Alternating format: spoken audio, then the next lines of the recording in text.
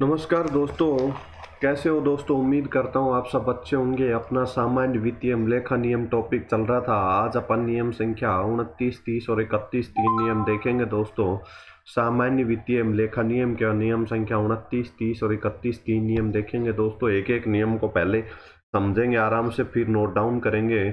सामान्य वित्तीय लेखा नियम जूनियर अकाउंटेंट का एक महत्वपूर्ण टॉपिक है दोस्तों। जल्दी अपना सीईटी का रिजल्ट भी आने वाला है। अगले 15 से 20 दिन के अंदर सीईटी का रिजल्ट आ जाएगा और उसके बाद दोस्तों जूनियर अकाउंटेंट के फॉर्म भराए जाएंगे। तो इससे पहले दोस्तों अपन सामान्य वित्तीय लेखा नियम कंप्लीट कर लेंगे। सामान्य वित्तीय लेखा नियम की रोज क्लासें लीजिएगा दोस्तों। सामान्य वित्तीय लेखा नियम में अपन आज पढ़ेंगे नियम संख्या 29, नियम संख्या 30 और नियम संख्या 31। दोस्तों आज की क्लास में अपन तीन नियम देखेंगे दोस्तों। ये छोटे छोटे नियम है और बड़े सिंपल है, समझिएगा। नियम संख्या 29 दोस्तों क्या कहता है? नियम संख्या 29 सबसे पहले तो ध्यान रखिएगा ये किससे संबंधित है। विभागीय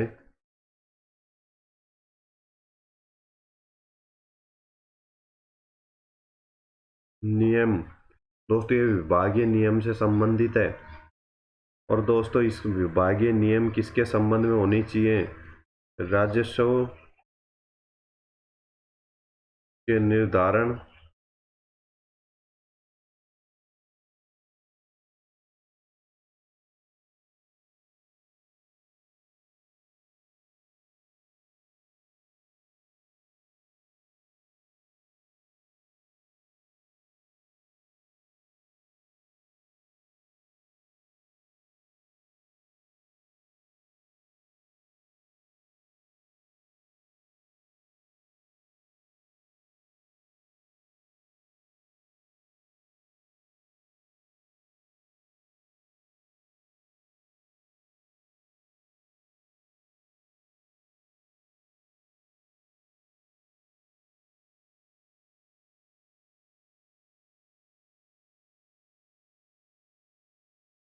दोस्तों अपन नियम संख्या 29 समझिएगा अब। विभागीय नियंत्रण नियम है, विभागीय नियमों से संबंधित है। विभाग नियम बनाएगा। सामान्य वित्तीय लेखा नियम सभी विभागों पर लागू होते हैं, लेकिन दोस्तों कुछ नियम बनाने की विभाग को छूट है। सामान्यतः वो नियम लागू होंगे, लेकिन जहाँ वो नियम साइलेंट होंगे वहाँ विभागीय नियम कार्य करेंगे।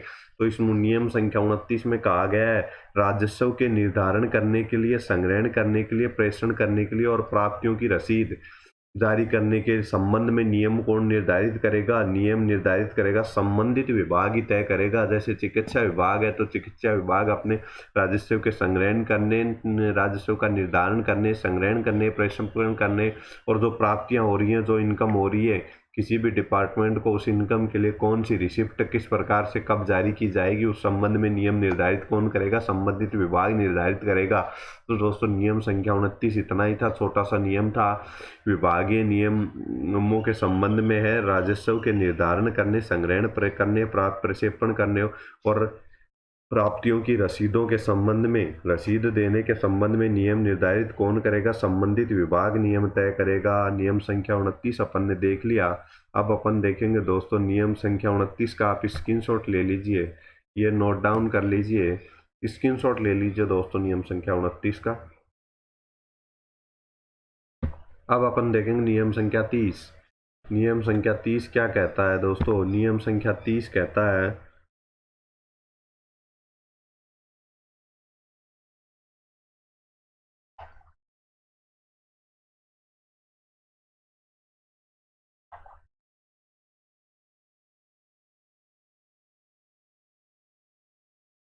सरकार को देय राशि के संबंध में है। तो ये नियम क्या कहता है? बिना पर्याप्त कारण के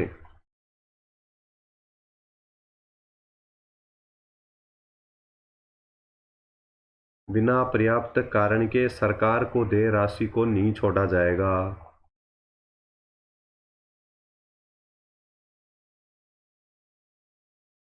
नियम संख्या 30 के क्या कहता है? बिना पर्याप्त कारण के सरकार को कोई भी राशि दे उसको नहीं छोड़ा जाएगा। तो ये पॉइंट हो गया। अब इसका ही दूसरा पॉइंट क्या है? जो राशि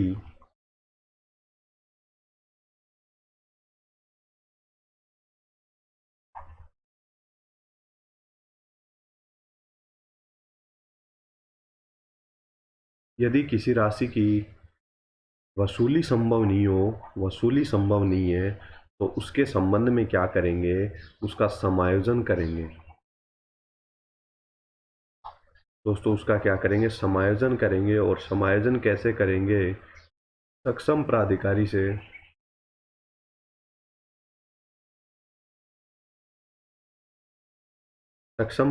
से क्या लेंगे, इजाजत लेंगे आदेश पर।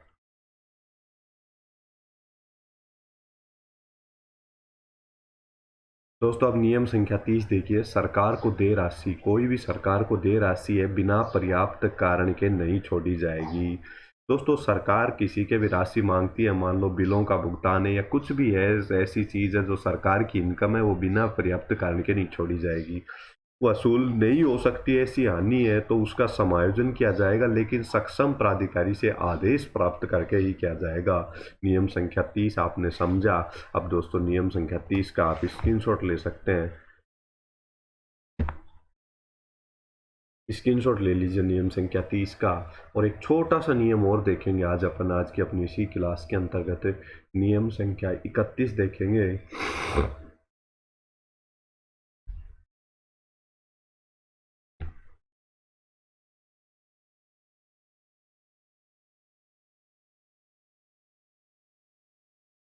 नियम 31 क्या कहता है, नियम 31 ये कहता है कि किसी भी राशि को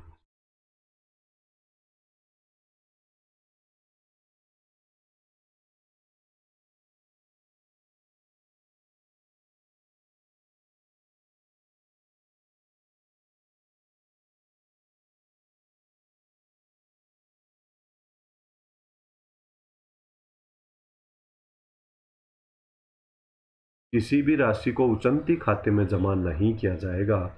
ये दोस्तों अपना नियम संख्या 31 कहता है कि किसी भी राशि को उचंती खाते में जमा नहीं किया जाएगा।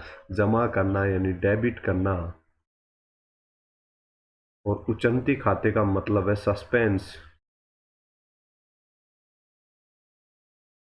दोस्तों ये सस्पेंस अकाउंट क्या होता है, इसके बारे में मैं आपको थोड़ा सा मोटे शब्दों में समझा देता हूँ, क्योंकि ये कॉमर्स का शब्द है, ये आपको समझ में नहीं आएगा, मैं समझा तो दूंगा लेकिन, तो इसलिए आपको मोटे शब्दों में समझ लीजिए। सस्पेंस अकाउंट में जब दोस्तों खातों का मिलान नहीं होता, किसी राशि का मिलान नहीं होता, अकाउंट्स में मिलान नहीं होता किसी राशि के संबंध में, तो सस्पेंस अकाउंट खोल दिया जाता है, उचंती खाता खोल दिया जाता है, और उस राशि से खातों का मिलान करने के लिए राशि को डेबिट या क्रेडिट कर दिया जाता है, तो उसको क्या कहते हैं, उचंती खाते कहते हैं।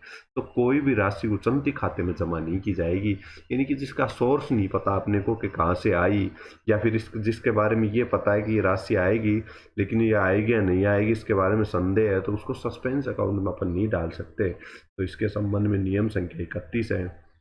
दोस्तों आप नियम संख्या 31 का भी स्क्रीनशॉट ले लीजिए। दोस्तों आज अपन ने तीन नियम देखे, छोटे छोटे नियम थे। अपन एक बार फिर से तीनों नियमों को समझेंगे। अपन एक बार फिर से तीनों नियमों को समझेंगे। सबसे पहले नियम संख्या 29 क्या कहता है, विभागीय नियमों के संबंध में है। राजस्व के निर्धारण, राजस्व के संग्रहण, संप्रेषण, प्राप्तियों के रसीद के संबंध में संबंधित विभाग नियम तय करेगा, सिर्फ यही बात बोलता है नियम संख्या 29। नियम संख्या 30 क्या कहता है, सरकार को देय कोई भी राशि नहीं छोड़ी जाएगी, और अगर कोई राशि वसूल नहीं की जा सकती किसी व्यक्ति से तो उसको क्या करेंगे, समायोजन कर देंगे। उसका समायोजन किसकी अनुमति से, सक्षम प्राधिकारी की अनुमति से करेंगे। तो दोस्तों ये नियम संख्या 30 हो गया। और अब नियम संख्या 31। नियम संख्या 31 क्या है कि कोई भी सरकार को देय राशि राजस्व से संबंधित उसको जमा नहीं करेंगे, यानी कि उसको डेबिट नहीं करेंगे, उचंती खाते में जमा नहीं करेंगे। नियम संख्या 31 है। दोस्तों आज की क्लास में अपन इतना ही देखेंगे। दोस्तों आप शेयर नहीं करते हो अपने दोस्तों के साथ, क्लासेस शेयर कीजिए। अगर आपको अच्छा लग रहा है तो दोस्तों कमेंट करके बताएं और लाइक अवश्य करें क्लासों को दोस्तों।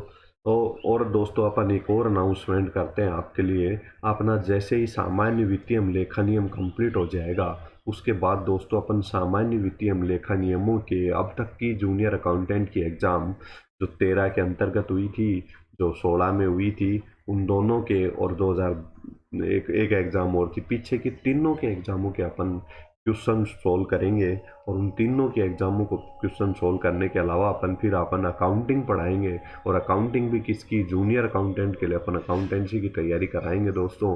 मेरा आपसे वादा है दोस्तों, सामान्य वित्तीय लेखा नियम, आप एक एक क्वेश्चन को, एक एक नियम को समझते हुए अगर नोट डाउन करते हुए चलोगे, आपके 90% क्वेश्चन सही हो जाएंगे दोस्तों। 10% की मैं जवाबदारी नहीं लेता, लेकिन मैं तो इतना विश्वास दिला सकता हूँ कि 90%, 90% प्रश्नों की एक्यूरेसी आ जाएगी। अगर 10% आते हैं सामान्य वित्तीय लेखा नियम से, तो आप 9 क्वेश्चन आराम से कर जाएंगे दोस्तों। आपके लिए जल्दी ही, जैसे ही अपने सामान्य वित्तीय लेखा नियम कंप्लीट होंगे, अपन क्वेश्चन की क्लास लेके आएंगे और इसके अलावा एक क्लास और प्रारंभ करेंगे। वो होगी अपनी अकाउंटेंसी से संबंधित, लेखांकन से संबंधित। अपन जूनियर अकाउंटेंट के सिलेबस का अकाउंटेंसी की क्लासें रेगुलर लेंगे दोस्तों। धन्यवाद दोस्तों, आज की क्लास में इतना ही।